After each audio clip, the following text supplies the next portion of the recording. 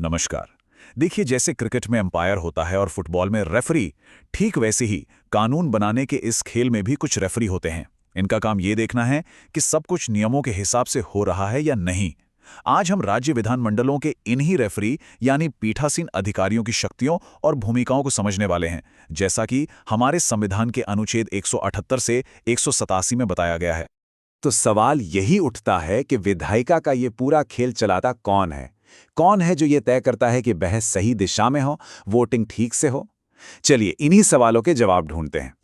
देखिए, कई राज्यों में विधानमंडल के दो सदन होते हैं। एक है विधानसभा यानी लेजिस्लेटिव असेंबली और दूसरी है विधान परिषद यानी लेजिस्लेटिव काउंसिल।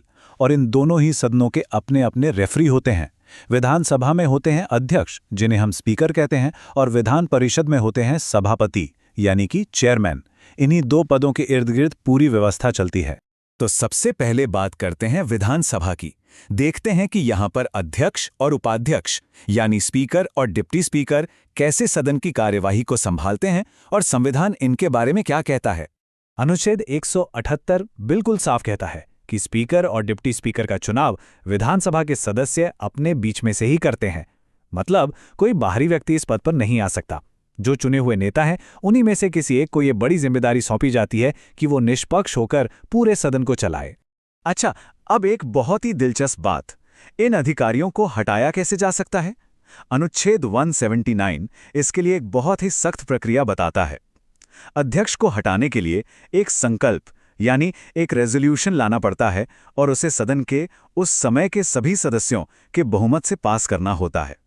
ये प्रक्रिया इतनी मजबूत इसलिए बनाई गई है ताकि अध्यक्ष बिना किसी राजनीतिक दबाव के, बिना डरे, निष्पक्ष होकर अपना काम कर सके। और सोचिए, अगर अध्यक्ष मौजूद ना हो तो क्या काम रुक जाएगा?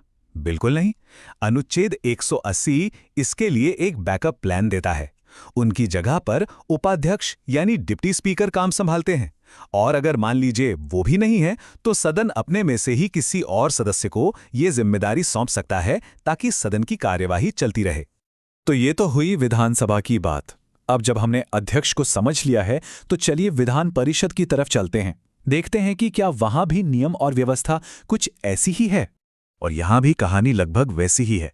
अनुच्छेद 182 के मुताबिक विधान परिषद भी अपने सदस्यों में से ही एक सभापति और एक उपसभापति का चुनाव करती है।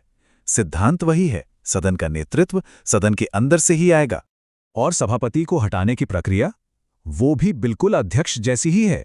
अनुच्छेद 183 के तहत परिषद के उस समय के सभी सदस्यों के बहुमत से एक संकल्प पारित करना होता है। ये दिखाता है कि संविधान ने दोनों सदनों के पीठासीन अधिकारियों की स्वतंत्रता और सुरक्षा के लिए एक जैसे नियम बनाए हैं। और हां, यहां भी वही बैकअप प्लान लागू होता है।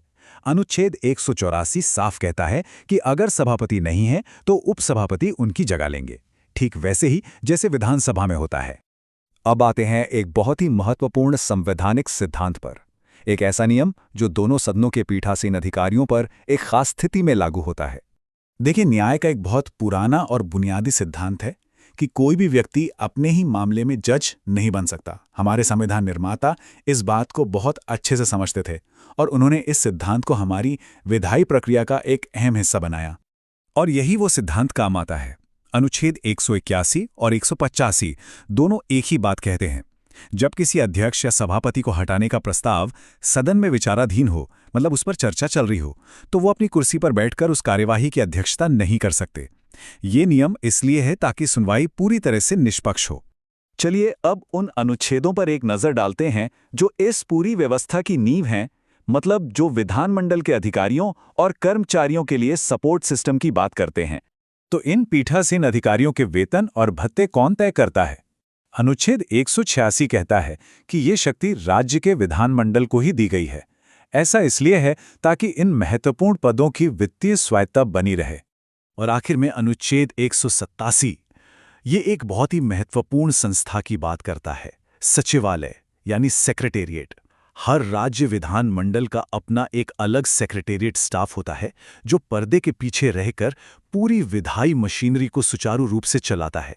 ये समझिए कि ये प्रशासन की रीढ़ की हड्डी हैं। ठीक है, अब तक हमने जो कुछ भी समझा उसे फटाफट कुछ मुख्य बिंदुओं में समेट लेते हैं। ये उन लोगों के लिए खास तौर पर उपयोगी होगा जो परीक्षाओं की तैयारी कर रहे हैं। यहाँ कुछ सबसे जरूरी अनुच्छेद हैं जिन्हें याद रखना बहुत जरूरी है। अनुच्छेद 178 अध्यक्ष से जुड़ा है, तो 182 सभापति से, 179 में हटाने की प्रक्रिया है और 186 वेतन और 187 सचिवालय से संबंधित है। तो याद रखने वाली मोटी मोटी बातें क्या हैं? अध्यक्ष मतलब विधानसभा, सभापति मतलब विधान परिषद। दोनों को हटाने के लिए एक विशेष संकल्प यानी रेजोल्यूशन चाहिए। और हाँ, एक और खास बात, जब किसी मुद्दे पर वोट बराबर हो जाते हैं तो इनके पास एक कास्टिंग वोट यानी निर्णायक मत देने का अधिकार होता है, जिससे गतिरोध टूट जाता है। तो कुल मिलाकर बात बिल्कुल साफ है। ये पीठासीन अधिकारी सिर्फ सदन चलाने वाले मैनेजर नहीं हैं, बल्कि वे लोकतंत्र के इस मंदिर की गरिमा और नियमों के असली संरक्षक हैं। ये वही हैं जो ये सुनिश्चित करते हैं कि विधायी प्रक्रिया प्रभावी और निष्पक्ष तरीके से चलती रहे। तो हमने रेफरी के नियम तो समझ लिए, लेकिन जो खिलाड़ी खेल रहे हैं यानी जो विधायक हैं, उनके लिए खेल के नियम क्या हैं, उनकी शक्तियां क्या हैं, उनके विशेषाधिकार क्या हैं? इन सवालों के जवाब हम अपने अगले एक्सप्लेनर में ढूंढेंगे। जुड़ने के लिए धन्यवाद।